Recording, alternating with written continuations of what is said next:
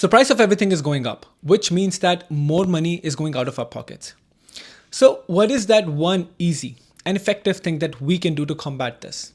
Ease the financial stress and still be able to afford the things that we love. Hi, I'm Arul, and I'm building this channel after a lot of trial and testing with my own finances and seeing what works. And today I'm sharing 3 simple steps that I followed to change the behavior around my own finances. These steps are easy to follow. They require minimum effort. They even work on my worst day. And more than that, they also reduce the financial stress. So the first step was about getting clarity with money. When I started working and when I started making money, I followed a very simple pattern. So whenever I get paid, I would see the money in my bank account and I would use that one set of money that I just received to pay for all my expenses. There was a big problem with this that I didn't realize or understood at the time. But I remember feeling in those moments that I don't have enough money, or I remember feeling that I wasn't saving or investing enough that I wanted to do in that moment. So now that I look back, I see that my money and my spending was not directed towards the way I wanted to go or move forward in my life. It was just all over the place. So the first step was really about changing my approach, categorizing the money that I have. So like other financially literate people, I also categorize my expenses in 3 categories. The first is future, which is investing. The second is essentials, which is my bills, my fixed costs. And the third is lifestyle, which is my day-to-day, my eating out, etc.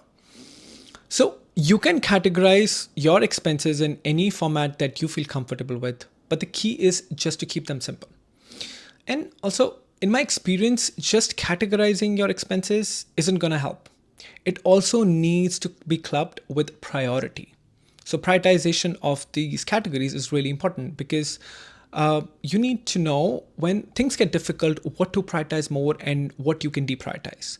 For example, my own priority order is that the first priority, the topmost priority is for future, which is whenever I get paid, the money goes into my investment account. That is the first thing that happens. The second priority is for the essentials. As soon as the investment is done, I will pay my bills. And the third priority and the lowest priority is for my lifestyle, which is something that I can hold back if things get rough, just to get through that ease time. And this simple approach is designed to make sure that I'm able to manage in the situations that are really rough. So it's basically designed to combat all the situations that I may encounter financially. So the second is use of separate accounts. So I talked about categorization and prioritization, and I wanted to see this clarity of finances into my bank accounts, into my finances physically. And I also wanted it to be a system that runs on its own and doesn't require me to actively take those decisions. Believe it or not, decision fatigue is real. And we can only take a limited amount of good decisions throughout the day. So I believe that we should leverage these repeatable approaches, repeatable systems to get similar results and reduce the decisions at the same time. And as a result, I started using these separate accounts. And not just that, I categorized or I used those accounts based on the categories that I just talked about. For example, my future money that goes into my investment accounts, which are retirements, my tax-free savings accounts, so that the money could grow.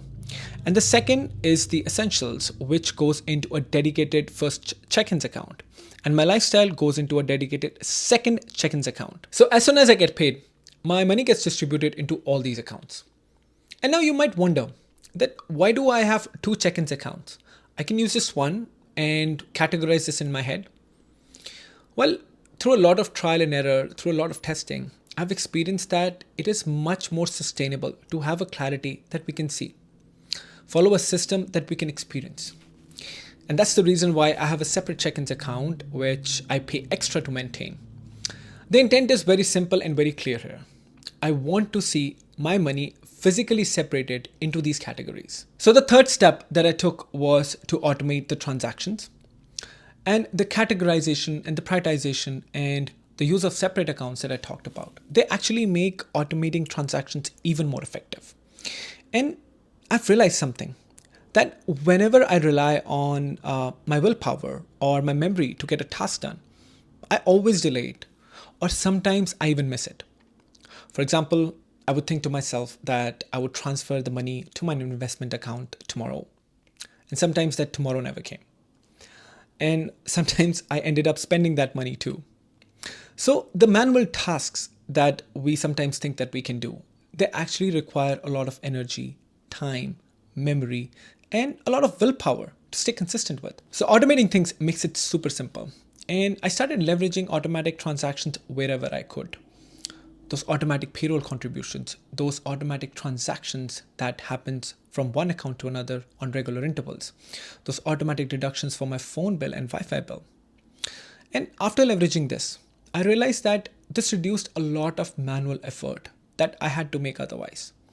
All I need to do now is make some effort, do some effort, and set these transactions initially. And then it would happen on its own on regular intervals.